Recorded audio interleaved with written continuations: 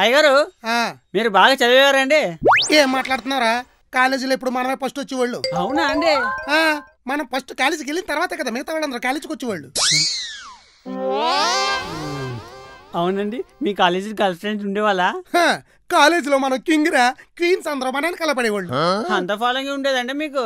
మరి కాలేజీ అయిపోగానే ఫస్ట్ బయటకు వచ్చేది మనమే కదరా. అప్పుడు అమ్మాయిలు అందరూ మనకే కదా రావాలి. నేను ఇంకా మీ లవ్ స్టోరీ శ్రీదేవి గురించి విని మీరు ఇంకా లవర్ బాయ్ అనుకున్నా.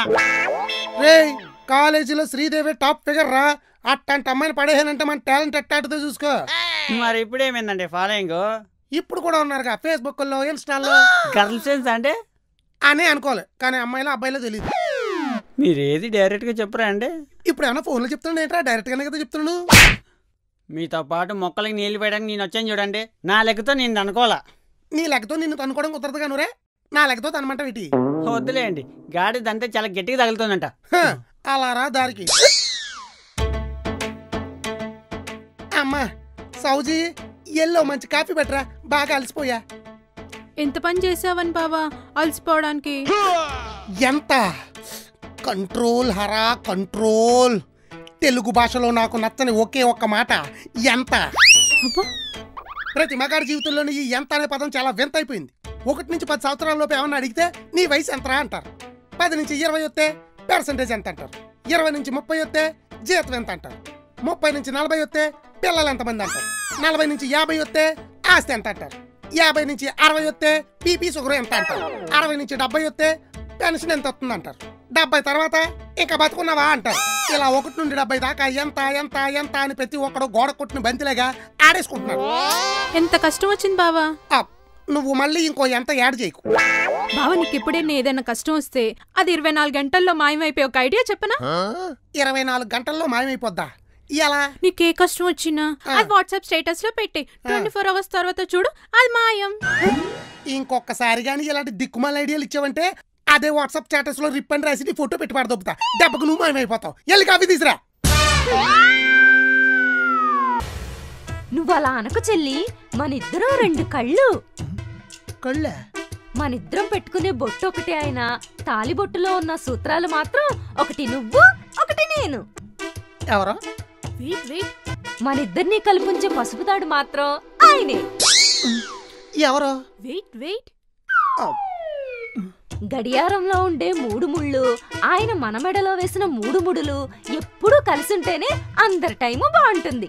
ఒక ముడి నువ్వు, ఒక ముడి నేను, ఇంకొక ముడి ఆయన. ముడా? ఏదో కొడుతుంది. నేనా? మా నాయన వచ్చారు, టిఫిన్ పెట్టాలి. నువ్వు సౌజీతో మాట్లాడే.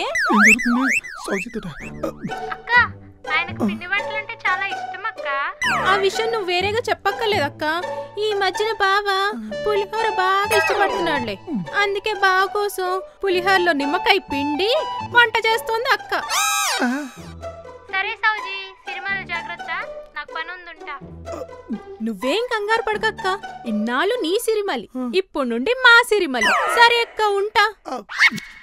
ఏం జరుగుతుంది? ఏంటి సిరిమల్లి అంటున్నావు? నువ్వేమో అక్క అంటున్నావు, అదేమో చెల్లి అంటుంది. ఎవరో ఫోన్లో? ఇంకెవరు బావా, నీ శ్రీదేవే. శ్రీదేవా? ఇదేంటి ఇష్టరా బాబు? ఆగా, శ్రీదేవితో మీరు మాట్లాడటం ఏంటి? అంత ఫ్యామిలీ పుల్స్ మహిమ. ఫ్యామిలీ పులుసా? ఈ పులుసేంటి? సిరిమల్లి ఎవరు అంటే నువ్వు చెప్పు, ఆ సిరిమల్లి చెప్పదు. అందుకే అక్కకి ఓ బ్రహ్మాండమైన ఐడియా ఇచ్చా. ఏంటి అక్కకు నువ్వు బ్రహ్మాండమైన ఐడియా ఇచ్చావు? నమ్మవా? ఓకే, నమ్మకు.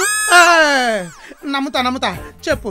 2 చక్రాల బండికి స్టాండ్ ఎంత అవసరమో 2 జీవితాల మధ్య అండర్స్టాండ్ కూడా అంతే అవసరం. ఈ డైలాగ్ ఆల్రెడీ వాడేసాం. పర్లేదు, సిచ్యువేషన్ కి సింక్ అవుతుంది కాబట్టి మళ్ళీ వాడచ్చు. శ్రీదేవి వల్ల నీకు అక్కకి డిస్టెన్స్ పెరుగుతుందని శ్రీదేవిని అక్కని ఒక అండర్స్టాండింగ్ వచ్చేయమని అడ్వైస్ ఇచ్చా. వాళ్ళిద్దరు అగ్రీ అయ్యారు. ఇప్పటి నుండి నీకు 2, నాకు 2. అర్థం కాలా? కన్ఫ్యూజ్ అవ్వకు. నీకు 2 వైఫ్స్, నాకు 2 అక్కలు. అనియా, ఏటనియా నీ పరిస్థితి ఇలాగైపోయింది? ఆఫీస్ మానేసి ఆలుగడ్డలు కోసుకోవాల్సి వచ్చింది. డామినేషన్ తమ్ముడు, ఫీమేల్ డామినేషన్. ఇంట్లోనే కాదు, సమాజంలో కూడా మగాడికి వాల్యూ లేదు తెలుసా? నీకు ఎగ్జాంపుల్ కి బస్సుల్లో లేడీస్ సీట్ల దగ్గర ఏమని రాస్తారు? స్త్రీలను గౌరవించడం మన సాంప్రదాయం అని రాస్తారు. అదే మగాళ్ళ సీట్ల దగ్గర కూడా మగాళ్ళని పూజించడం మన సాంప్రదాయం అని రాయాలా? కానీ రాయరు. ఏమి రాస్తారు? జేబు దొంగలు ఉన్నారు జాగ్రత్త, టికెట్ లేని ప్రయాణం నేరం, ఇలాంటివి రాస్తారు. సమాజంలోనే మనకు వాల్యూ లేనప్పుడు ఇంట్లో ఏం వాల్యూ ఉంటుంది తమ్ముడు? ఊరుకో అనియా, నీకు లేదని అందరికి లేదంటున్నావు. ఏంటిది వాల్యూ అనియా? ఆ మాటకొస్తే మావిడి నాకు మస్తు రెస్పెక్ట్ ఇస్తుంది తెలుసా. నేనంటే మావిడికి లవ్స్. తమ్ముడు, ఫస్ట్ తారీఖున జీతాలు తెచ్చేటప్పుడు పిల్లలందరూ బానే ఉంటారా? అదే 20వ తారీఖున చూడు, నువ్వు అసలు ఎందుకన్నా పనికొత్తావా అన్నట్టు చూస్తా. ఇది అంతే. ఊరుకో అక్క, నువ్వు మరీ చెప్తావు. మా ఆయనకి నేనంటే ప్రాణం. నేనేం చెప్పినా చిటికలో చేసేస్తాడు. అంతవరకు ఎందుకు, నేను గోదాట్లో దూకమన్నాననుకో, బస్సులో రాజమండ్రి వెళ్ళి గోదావరి బ్రిడ్జ్ ఎక్కి మరీ దూకేస్తాడు తెలుసా. పిచ్చిదానా, పెళ్ళైన ఫస్ట్ సంవత్సరం అలానే ఉంటారు, కానీ 20 సంవత్సరాల తర్వాత అసలు నువ్వు పెళ్ళానివేనా అంటారు. అందుకే గులాబ్ జామున్ పాకంలో ఉండగానే పచ్చడి చేసేయాలి, మొగుడు మన ప్రేమలో ఉండగానే గ్రిప్పులో పెట్టేసుకోవాలి. నీకో విషయం తెలుసా? అమెజాన్ CEO కూడా విడాకులకు అప్లై చేసాడంట. లవ్ లేకపోతే అంతే అనియా, దానికంత ఆశ్చర్యపడిపోవడానికి ఏటుంది? నీ మొహం. ప్రపంచ దేశాల అవసరాలు తీర్చగల మొనగాడికే పెళ్ళానికి ఏం కావాలో అర్థం కాలేదని నువ్వెన్నే చెప్పానియా. మావిడికి మాత్రం నేనంటే లవ్వే. ఏనవా? ఎన్నో. నీకెలా కాదు, ప్రాక్టికల్ గా చూపెట్టాను. ఓసారి చెవిటి వాడే. అంతేనంటవా? అంతే, నువ్వు కాని. బంగారం బంగారం. ఇప్పుడు బంగారం అనే అంటావు, తర్వాత బొంగారంలో తిరుగుతావు. ఏంటండి? బంగారం, మనకు కొత్తగా పెళ్ళైంది కదా, అందుకే నీకు మొట్టమొదటిసారి 50,000 పెట్టి కొత్త చీర కొందాం అనుకుంటున్నాను. నీకే కలర్ కావాలి చెప్పు. 50,000 పెట్టి చీరంటక్క. ఒక్క నిమిషం అండి, ఇప్పుడు చెప్తాను పదక్క.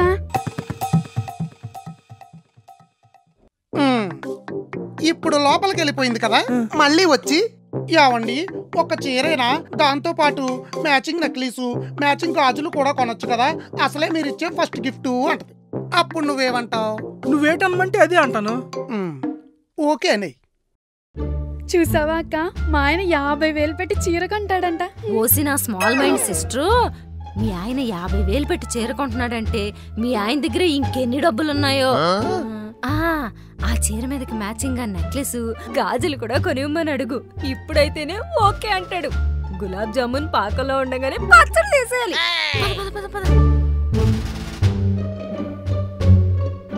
అయ్యో బాబో, ఎన్నాళ్ళు మా ఇద్దరికి వండుకుంటే సరిపోయింది, ఇప్పుడు మీరు కూడా తయారయ్యారు. అవును, నేనంటే వంట చేశాను కాబట్టి ఒళ్ళు నొక్కుంటున్నాను. నువ్వెందుకు ఒళ్ళు నొక్కుంటున్నావు? అంటే ఫ్యూచర్ లో చేయాల్సి వస్తుందేమో అని ఇప్పటి నుంచే నొక్కుంటున్నాను. అనియా వచ్చారు. యావండి, ఒక్క చీరేనా, మ్యాచింగ్ గాజులు, మ్యాచింగ్ నెక్లెస్ కూడా కొనొచ్చుగా. అసలే పెళ్ళాక మీరిచ్చే ఫస్ట్ గిఫ్ట్. అనియా సేమ్ డైలాగ్, యాక్షన్ కూడా నువ్వు చేసిన టేస్ట్ దించేస్తుంది. ఎక్స్పీరియన్స్. ఓకే చెప్పి. ఓకే బంగారం. అబ్బా, మీరు ఈ జనరేషన్ కే గోల్డెన్ హస్బెండ్ అండి. భర్తలందరికీ బ్రాండ్ అంబాసిడర్ అండి. ఇంకా చాలా ఆపు. చూసారా, మరిది గారిని చూసి నేర్చుకోండి. ఏమడిగినా హెడ్ రాంగ్ డైరెక్షన్ లో ఓపటం కాదు. పదవే చెల్లి, మనం మోడల్స్ సెలెక్ట్ చేసుకుందాం. ఏడ్చేవలే అనియా, ఇప్పటికి నేను అండర్వేర్ కొనుక్కోవాలంటేనే మా నాన్నకి డబ్బులు అడుక్కుంటాను. అలాంటి దీనికి ఇప్పుడు చీరలు నగలు కొనాలంటే డబ్బులు ఎక్కడి నుంచి తేవాలనియా? అసలు నెక్స్ట్ ప్లాన్ ఏంటి? అది తెలియాలంటే వచ్చే ఎపిసోడ్ వరకు ఆగాల్సిందే.